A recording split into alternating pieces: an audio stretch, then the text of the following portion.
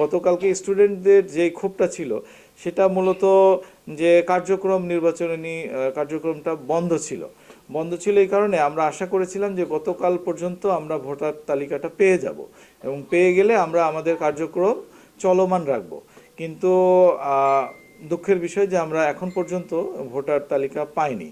এখন সেই জন্য আমরা নির্বাচনী কার্যক্রম অঘোষিতভাবেই বন্ধ রেখেছি। কারণ আপনারা জানেন যে ঘোষিতভাবে স্থগিত করলে সেটা বিশ্ববিদ্যালয়ের প্রশাসনের জন্য যেরকম একটা চাপ তৈরি হয় এবং বিভিন্ন মহল পক্ষ আন্দোলন শুরু করে। সেই জন্য আমরা একটু স্ট্র্যাটেজিক্যালি আমরা কিছুটা সময় নিয়েছিলাম যে এটা বন্ধ রেখে যদি আমরা তালিকাটা পেয়ে যাই তাহলে আমরা আবার শুরু করতে পারবো।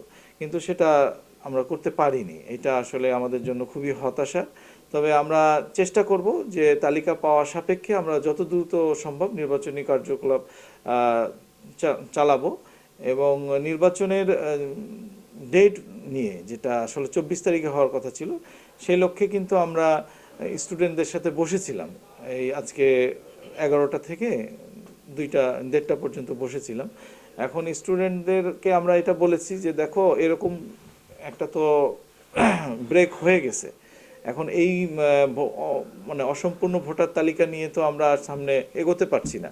সো এটা কারেকশন করতে গেলে আবার যেহেতু ভোটার তালিকায় এমনও ভোটার থাকতে পারে যে যারা আসলে তালিকায় নেই কিন্তু অন্তর্ভুক্ত হলো, তারাও কিন্তু প্রার্থী হওয়ার যোগ্যতা রাখে। তারা যদি প্রার্থী হতে চায় সেক্ষেত্রে আমাদের কিন্তু মনোনয়নপত্র বিতরণের জন্য একটি ডেট দিতে হবে। মনোনয়নপত্র বিতরণ এবং দাখিলের জন্য একটি ডেট দিতে হবে।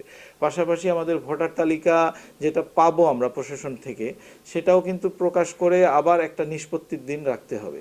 সেক্ষেত্রে আমাদের 24 তারিখ নির্বাচন কোনোভাবেই করা সম্ভব হচ্ছে না, মানে বাস্তবিক অর্থে যদি আমরা চিন্তা করি। সেক্ষেত্রে তারাও এগ্রি করেছে আমাদের সাথে যে এটা সম্ভব না। তবে সেটা কোন সময়ে জানুয়ারিতে করা যায় সে বিষয়ে আমরা ভোটার তালিকা পেলে আমরা তাদের সাথে আবার বসে এই সিদ্ধান্ত নিব।